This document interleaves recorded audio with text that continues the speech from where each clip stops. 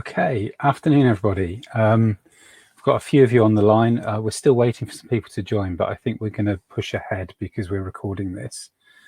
Just to introduce myself, I'm Paul Johnson. I'm Jadu's training manager and content strategist, which sounds very grand, but basically means that I do a lot of work training customers and using the platform, but also do a lot of work helping customers sort their content out and get it sort of more user focused. Many of you will probably have met me at some point along the line. I've been with Jadu for coming up for 16 years, so I'm sure I've met many of you. So today we're going to be talking about writing for accessibility. So I'm going to start off by just running through some general points around accessibility. Then we'll move on to give you some sort of bullet points and some ideas around how you can help keep your content accessible so it's usable by everybody.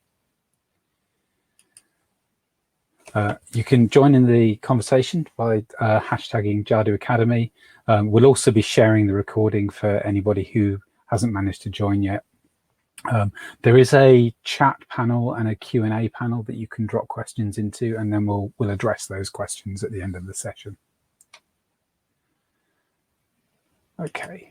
So over 1 billion people experience some kind of disability, according to the World Health Organization. So it breaks down to about 1 in 7 people on the planet have some kind of need for us to meet when we're presenting sort of content online.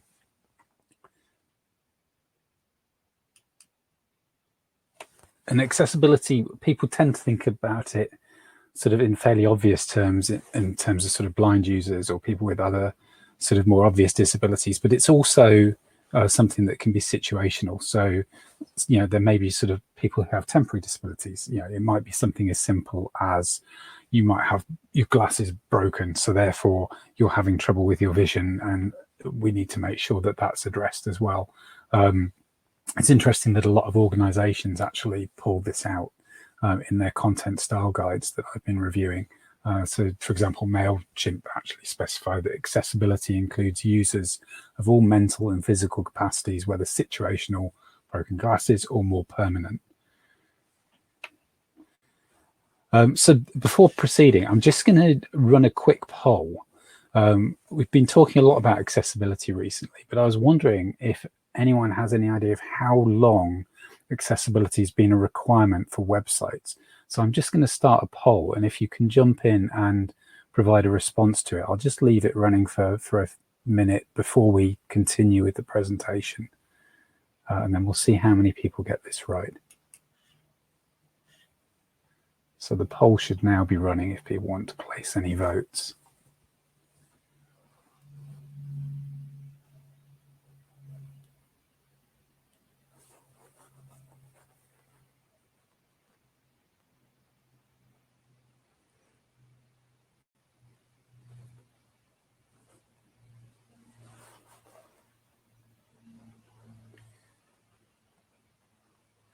Okay, so you've got a lot of votes in there. So I'm just going to close the poll so we can carry on. So we have sort of 5 votes for within the last year, and then 10 years ago and over 20 years ago, sort of pretty even with 27 and 26 respectively. And then we've got a handful who aren't sure, and some who've popped some responses in the chat. So let me just go in and move on to my next slide, which will give it away. So although there's been a very new focus on accessibility following the release of WCAG 2.1 and the additional requirements, particularly that are being placed on local government in terms of the tightening of the guidelines, accessibility is actually nothing new. It has been a requirement for over 20 years, and that's pretty much globally. Although there haven't been any cases in the UK of instances where people have been taken to court for not having accessible websites. If we go back as far as 2000, the Sydney Organising Committee for the Olympic Games were actually sued by a blind user who couldn't use their website to purchase tickets to an event. They were told that they had to make a few rectifications to their website and given a time period to do that, which they didn't do. And consequently, they were actually fined $20,000. So that was 20 years ago. More recently, sort of last year, there was a news story about Beyonce's entertainment publicity company getting sued for website accessibility, again, because they had issues with a user purchasing tickets. So it isn't a new thing. And consequently, it's quite shocking when you read statistics like this, where a couple of years ago, there was some research done that found that actually 40% of local authority websites specifically were found to not be meeting accessibility standards. Hopefully that's improving considerably now. So what we're here to do is talk about writing for accessibility. And so just to go off at a tangent a bit, I had a book that I read a few years ago called Content Strategy for Mobile. And the very first line of this book was, "There's no such thing as content strategy for mobile." And the book went on to talk about how mobile was a bit of a buzzword, and what you really needed to do was write good, clear content that worked across all channels. And I started thinking, well, actually, accessibility is probably a bit like this. I did wonder that it might just be me thinking that, but then I did come across someone else who agreed with me, that said, when thinking about creating accessible web content, step back and remember, you're not creating accessible web content. You're creating good content, and it's good because it's useful and interesting to people of all abilities on all devices. So I wouldn't go as far as saying that accessibility is a buzzword, but writing for accessibility is probably much more about writing clear, user-focused content that works for everybody, which is what we're really going to focus on today. It's not something additional to what you should be doing generally to support all of your users. So there's nothing new or additional that you need to do to make your content accessible, as long as you're working with some basic parameters in terms of writing your content for the broadest audience and in the clearest possible way. Content's important for a number of reasons. Beyond just meeting accessibility standards, it's the primary reason people come to your website. So even if you're having a redesign or you're purchasing a new CMS, you need to consider your content and how you present it to make it usable. Pad McGillen, who used to work for the GDS, actually goes a bit further and says, if content isn't put first, projects and organizations don't end up doing so well. It really does come down to your content, how successful your website is, both for in terms of accessibility, but in terms of general usability as well. Your customer experience tends to be, a customer comes to your website because there's something they need to do. If they then can't find that information, or maybe it's not written in a way that makes sense to them, or it's difficult to understand, then they'll go away unhappy. And then they'll contact you via a more costly channel. And they'll probably tell their friends about the bad experience they've had and possibly go elsewhere if that's possible. So the quality of your content has a direct impact on the success of your website.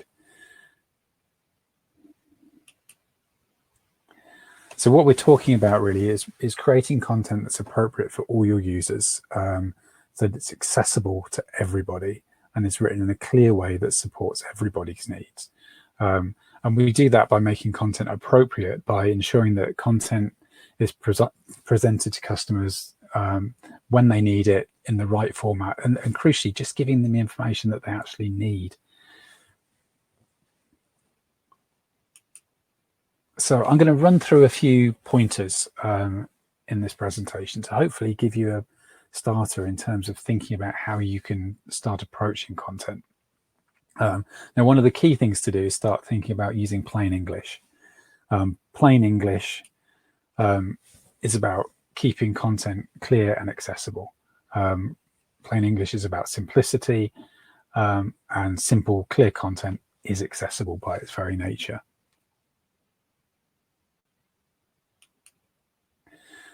So we were talking about really, really breaking things down and using simple, clear language. Now, some people may think that simplifying content reduces the value of it, particularly if you're talking about technical content and things like that. But plain English content will help meet the needs of all your users, including those users who want to read more specialized content. Research done by the GDS, in fact, found that even specialist users found reading simple content to be far more preferable to reading content that was written in a complex way, even though they could understand it. The Government Digital Service, in their guidance for writing content, so that people understand complex specialist language but don't want to read it if there's an alternative. They tended to find that people with higher literacy and expertise tended to have the most content to read when they were looking online. And actually, by simplifying that content, reduce the amount of complicated prose that they had to work through. So some pointers about plain English. I actually went back to George Orwell for some of these. He wrote an essay in 1946 called Politics in the English Language. And some of the pointers that he pulls out and points that he makes can be equally applicable to writing simple, plain English content today. So one straight off is never use a long word when a short one will do. Long words are more complex to understand. They can make sentence structure more complicated as well. So if you can find a short alternative, then do that. For example, you have a sentence like, it took an interminable length of time to get there. If we were looking at simplifying that, we'd say, well, interminable is a bit of a long-winded word. We probably don't want that there. We could simplify that sentence to just say it took a long time to get there. Much simpler, easier to understand, much more accessible.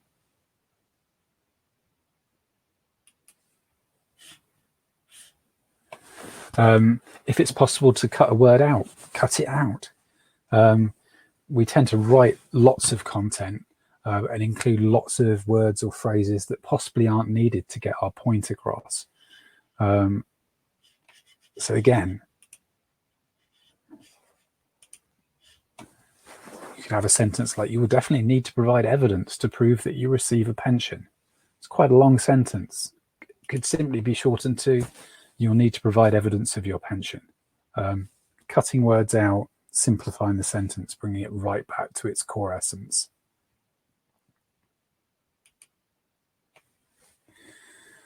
Never use the passive where you can use the active. There's a general research that shows that people understand active language much more clearly than passive language. And active language tends to be much more focused on the subject.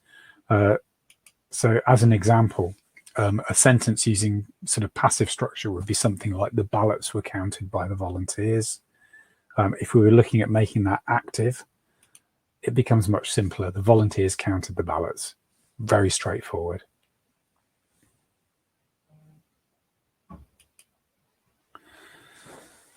Never use a foreign phrase, scientific word, or jargon word if you can think of an everyday English equivalent. This is something we're all probably guilty of when we're writing content. We write content based on our understanding and the terminology that we use internally, whereas what we should be thinking about is, what language is our customer going to understand? And really writing it with that in mind. This will not only help things like accessibility, but it will also help with things like search optimization as well, if you're using the language that the customer is going to be using when they're typing in that search box. So, for example, a sentence using the word hereditament, which I'm sure Catherine Houghton from Pendle Council will recognise. I remember her telling me about a time when she was presented with some web content containing this word, and no one quite knew what it meant. So we have this sentence: some hereditaments are exempt from non-domestic rates. As a customer, you'd probably look at that and think, I've no idea what that means. But actually it simply means some properties are exempt from business rates.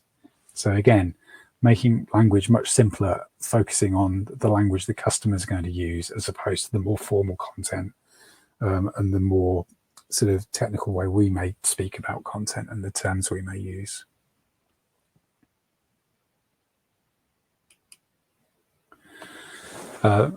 Moving on from plain English, some additional guidance around accessible web content. So capitals and leet speak. I have to admit, leet speak was a new word for me when I was researching this, but we'll talk about that in a moment. So the guidance in terms of writing accessible content and clear content is that you should avoid using all capitals in any instances, and leet speak. Leet speak is where you use numbers and other characters to represent letters within words. And I'll show you an example of that in a moment. But it's sort of almost like the sort of text speak that you see sometimes when people are messaging. So first of all, in terms of all capitals, for people with visual impairments, if something's written completely in capitals, it actually makes it very hard to read on a screen. The other thing that's very important to consider with this is that some screen readers always treat words that are in all caps as acronyms, and they will read it out as individual letters. So the screen reader in this case, rather than reading all capitals are hard to read, would literally read ALLCAPITALS, etc., etc., which makes no sense whatsoever to the user. So unless you are using an acronym, avoid all capitals as a point of policy.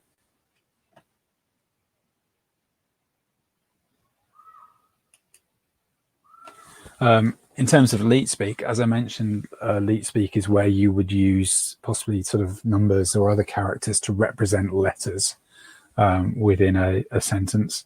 As an example, accessibility is often shortened to A11Y, Ali, which is ironic somewhat because a lot of screen readers will literally read that as A11Y instead of reading it as accessibility. So the shortened leet speak for accessibility isn't in itself accessible. So always, spell the words out in full. Don't use those sort of kind of leet speak type abbreviations, as they will cause issues with screen readers.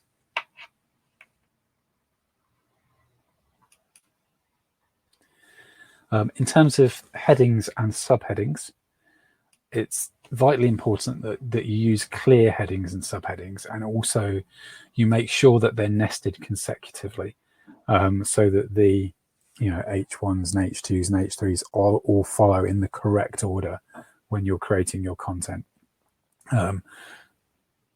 The reason for having such a heavy focus on headings and subheadings is that screen reader users often use headings to determine if they're on the right page. So they'll get their screen reader to scan through the headings sometimes before actually reading out the rest of the content. And that will help them understand whether that is the page that they're looking for or not. Even users who don't use screen readers, quite often when you come to a web page, you'll scan the page to pull out those headings to determine which bits you need to read and whether, again, you're in the right place. So it's really crucial that headings are nice and clear and simple. And as I said, in the right sort of structured order.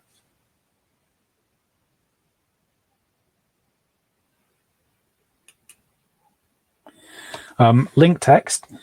Link text is something that needs a lot of focus in terms of accessibility. It's something that I know I've certainly been talking about for about 20 years when I've been doing training. In terms of, avoid things like click here or download now or contacts or those kind of generic text that you often see on websites in relation to links. You still see a huge number of websites where link text says click here or just here.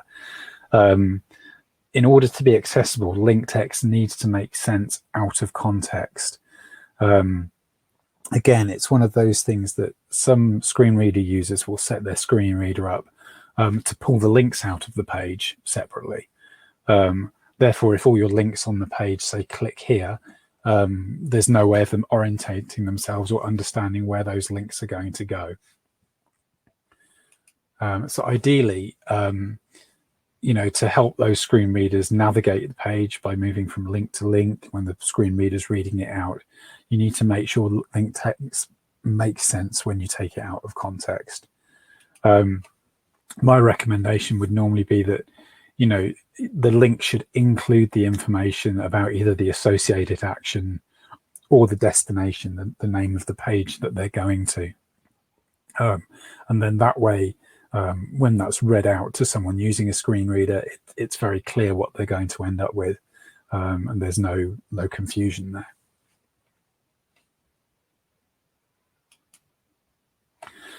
there. Similarly with links, one thing to keep in mind with accessibility is being very careful about using new windows or new tabs. Ideally, you really need to make sure that you don't open anything in a new window or a tab without warning the user that that's going to happen.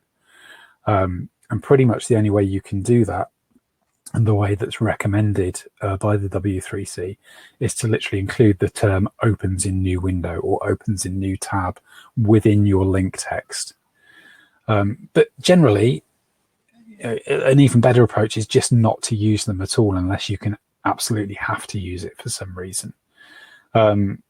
Generally, users don't like things opening in new windows, and you can quite soon end up with a lot of tabs or windows open on your screen, and then it becomes quite disorientating. Jacob Nielsen actually wrote a post about sort of mistakes in web design a number of years ago, and stated that designers open new browser windows on the theory that it keeps users on their site, but even disregarding the user hostile message implied by taking over the user's machine, the strategy is self-defeating since it disables the back button, which is the normal way users return to previous sites. Statistically, the back button is the most used button in a web browser. As soon as you open a new tab or a new window, you remove the ability for the user to simply click back to where they were before.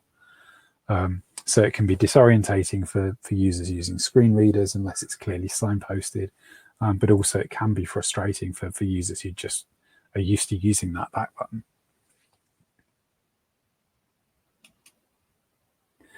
In terms of using images,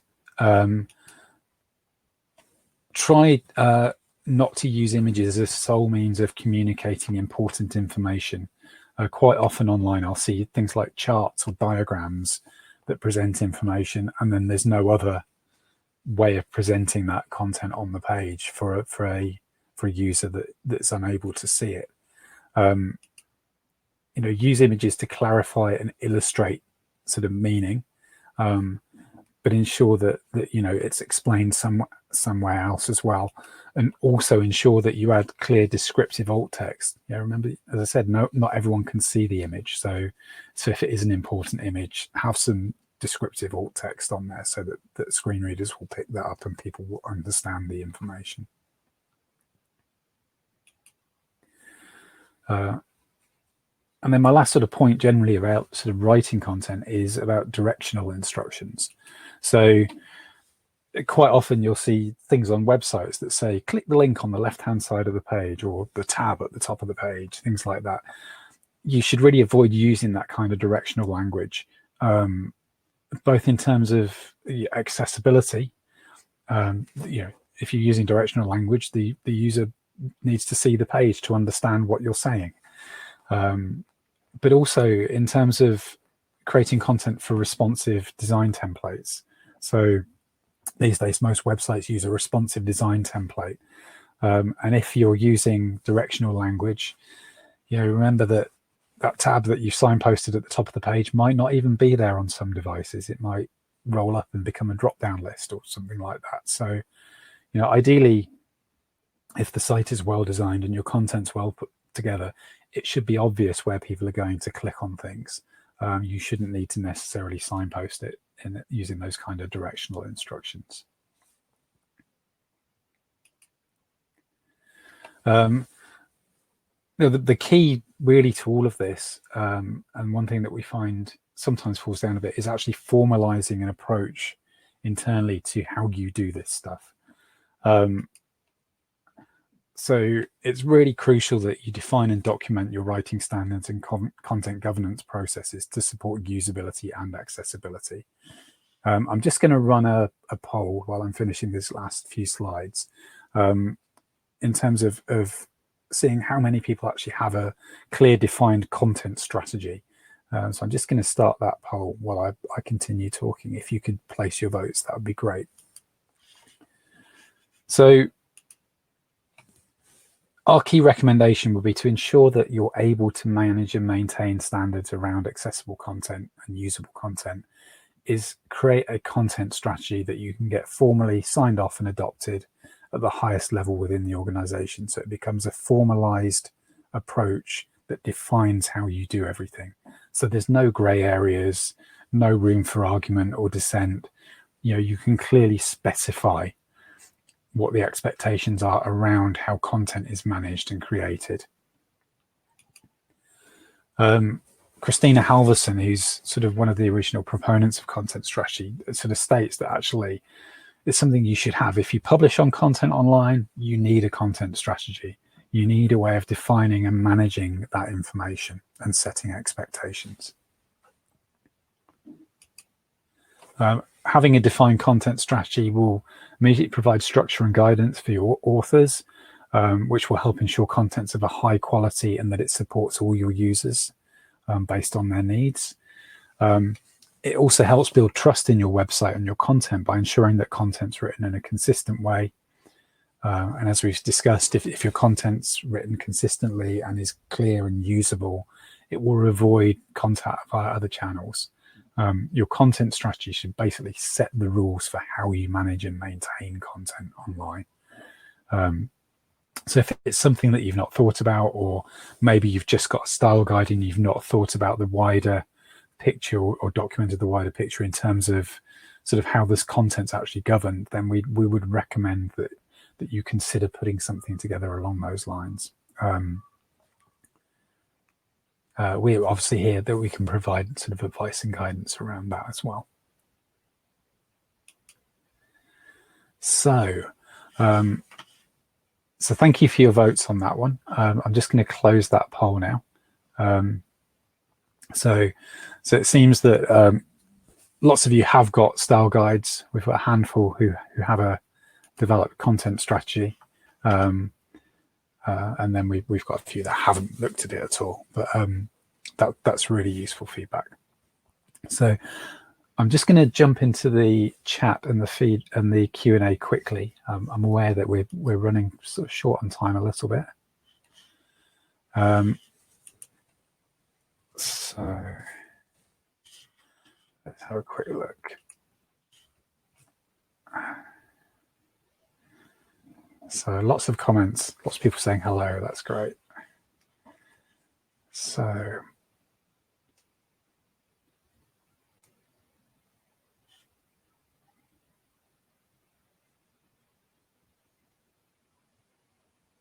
okay. So let's have a look and see if we've got any questions in the Q&A. So I have some service leads that think flowery language is necessary to sell their products.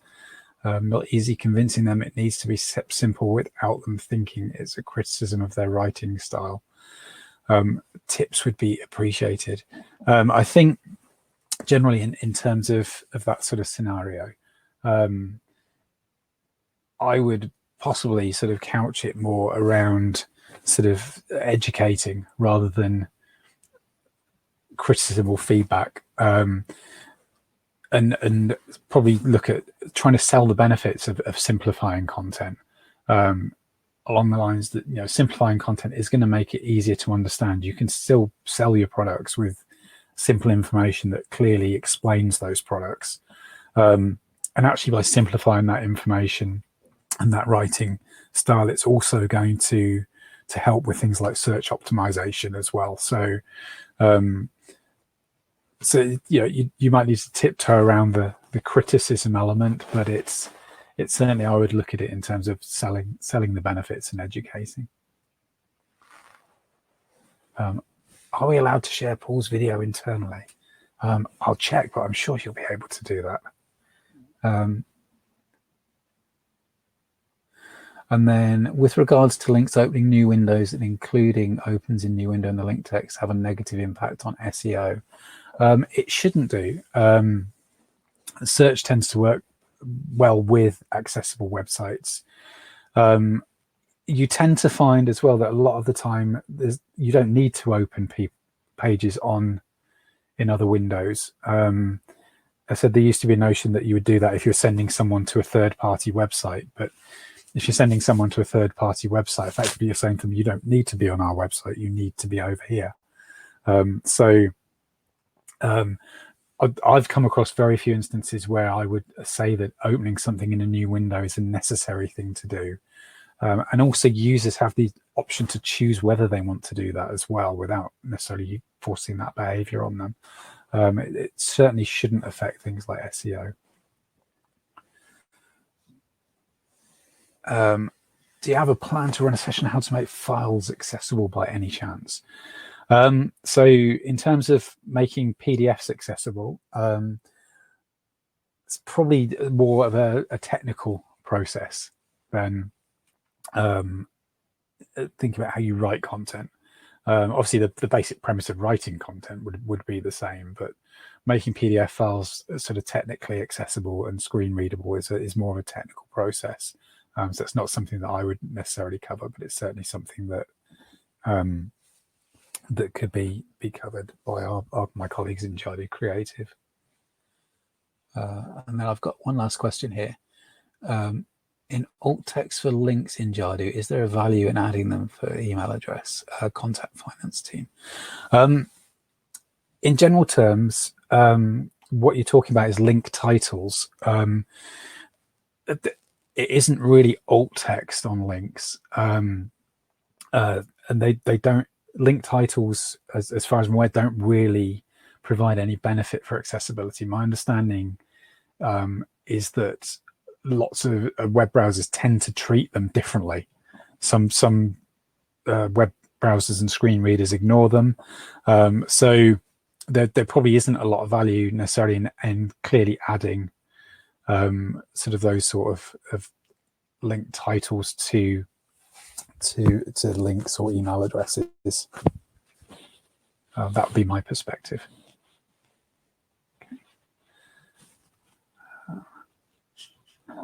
So I think that's in time for questions. That's everything. So hopefully that session's been useful. I'm going to finish up now. And as I said, we'll make the video available to everybody further down the line. If you do have any questions, you can always contact me and I'll be happy to pick those up as well. So thank you very much for your time today. I hope you found it useful. Thank you.